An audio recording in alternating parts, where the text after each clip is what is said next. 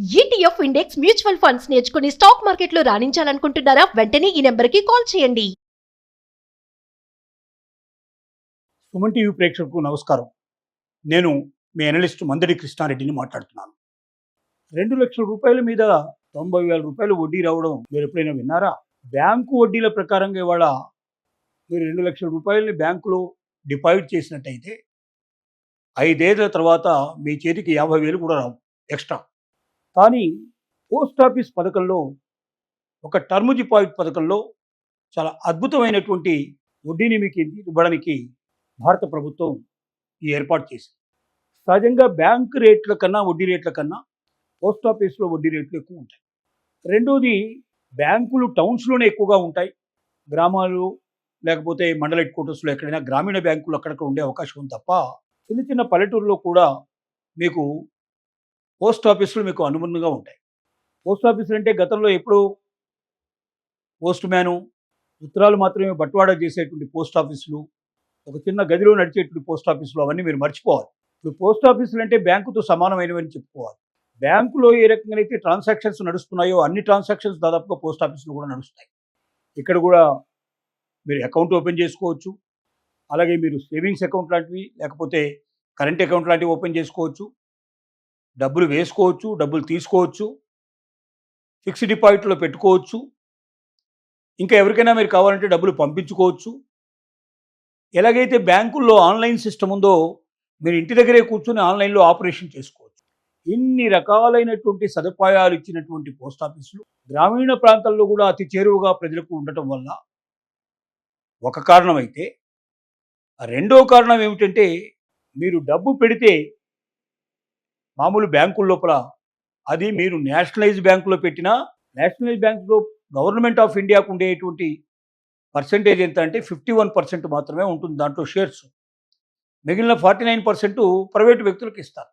అక్కడ ఏదైనా డబ్బు మీరు పెట్టుబడి పెడితే దానిలో వచ్చేటువంటి లాభాలు ఏవైతే ఉన్నాయో ఆ లాభాలన్నీ కూడా ప్రైవేటు వ్యక్తులు కూడా దాంట్లో దాదాపుగా 49% పంచుకుంటారు.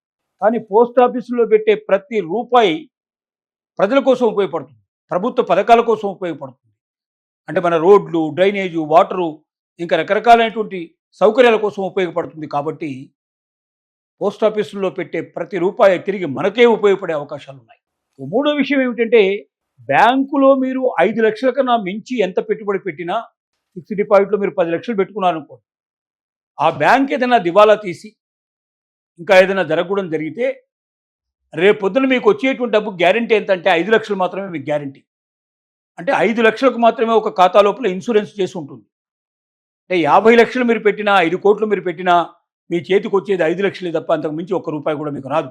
కానీ పోస్ట్ ఆఫీస్లో మీరు ఎంత డబ్బు పెడతారో ఒక్క రూపాయి లేకుండా అంత డబ్బు మీకు వస్తుంది. 10 లక్షలు పెడితే 10 లక్షలు, 50 లక్షలు పెడితే 50 లక్షలు మీకు వస్తుంది.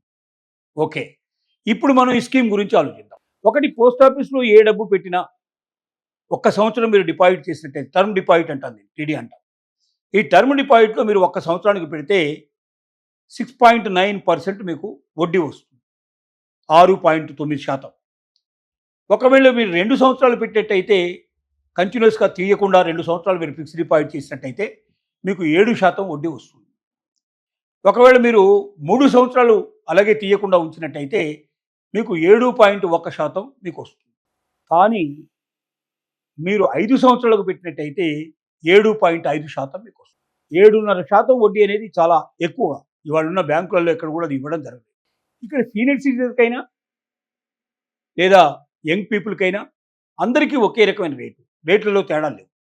సరే, 2 లక్షల రూపాయలు మీరు పోస్ట్ ఆఫీస్ లోపల టర్మ్ డిపాజిట్ పథకంలో పెట్టి 5 ఏళ్ల తర్వాత మీరు వాపసు తీసుకున్నారనుకోండి, అప్పుడు మీకు 89,990 రూపాయలు అదనంగా వస్తుంది. అంటే మీరు పెట్టింది 2 లక్షలు, మీకు వచ్చేది 2,89,990 రూపాయలు, అంటే సుమారుగా 90,000 రూపాయలు మీకు అదనంగా వస్తుంది. 5 ఏళ్లలో 2 లక్షల రూపాయల మీద 90,000 రూపాయల వడ్డీ అనేది పూర్తి మీకు భరోసా ఇచ్చుకుంటూ, అన్ని రకాలుగా మీ డబ్బుకి భద్రత కల్పించుకుంటూ మీకు ఇంత వడ్డీ ఇవ్వడం అనేది చాలా కష్టంతో కూడుకున్న పని.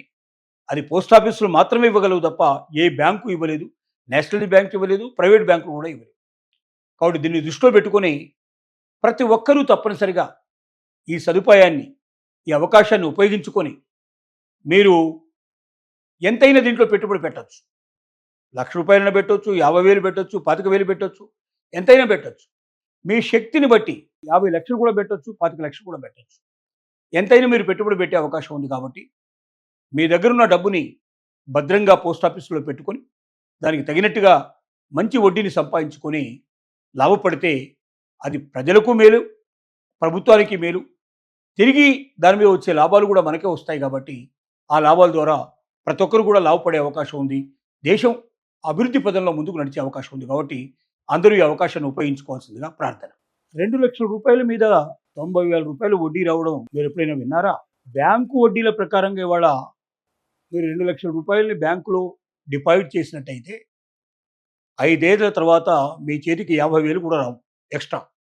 కానీ పోస్ట్ ఆఫీస్ పథకంలో ఒక టర్మ్ డిపాజిట్ పథకంలో చాలా అద్భుతమైనటువంటి వడ్డీని మీకు ఇవ్వడానికి భారత ప్రభుత్వం ఈ ఏర్పాటు చేసింది. సహజంగా బ్యాంకు రేట్ల కన్నా వడ్డీ రేట్ల కన్నా పోస్ట్ ఆఫీస్లో వడ్డీ రేట్లు ఎక్కువ ఉంటాయి. రెండోది, బ్యాంకులు టౌన్స్లోనే ఎక్కువగా ఉంటాయి. గ్రామాలు లేకపోతే మండల హెడ్ క్వార్టర్స్లో ఎక్కడైనా గ్రామీణ బ్యాంకులు అక్కడక్కడ ఉండే అవకాశం ఉంది తప్ప చిన్న చిన్న పల్లెటూరులో కూడా మీకు పోస్ట్ ఆఫీసులు మీకు అనుబంధంగా ఉంటాయి.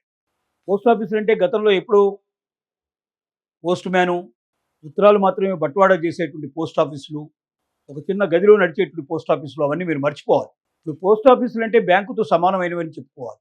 బ్యాంకులో ఏ రకంగా అయితే ట్రాన్సాక్షన్స్ నడుస్తున్నాయో అన్ని ట్రాన్సాక్షన్స్ దాదాపుగా పోస్ట్ ఆఫీసులో కూడా నడుస్తాయి. ఇక్కడ కూడా మీరు అకౌంట్ ఓపెన్ చేసుకోవచ్చు. అలాగే మీరు సేవింగ్స్ అకౌంట్ లాంటివి లేకపోతే కరెంట్ అకౌంట్ లాంటివి ఓపెన్ చేసుకోవచ్చు. డబ్బులు వేసుకోవచ్చు, డబ్బులు తీసుకోవచ్చు, ఫిక్స్డ్ డిపాజిట్లో పెట్టుకోవచ్చు. ఇంకా ఎవరికైనా మీరు కావాలంటే డబ్బులు పంపించుకోవచ్చు. ఎలాగైతే బ్యాంకుల్లో ఆన్లైన్ సిస్టమ్ ఉందో మీరు ఇంటి దగ్గరే కూర్చొని ఆన్లైన్లో ఆపరేషన్ చేసుకోవచ్చు.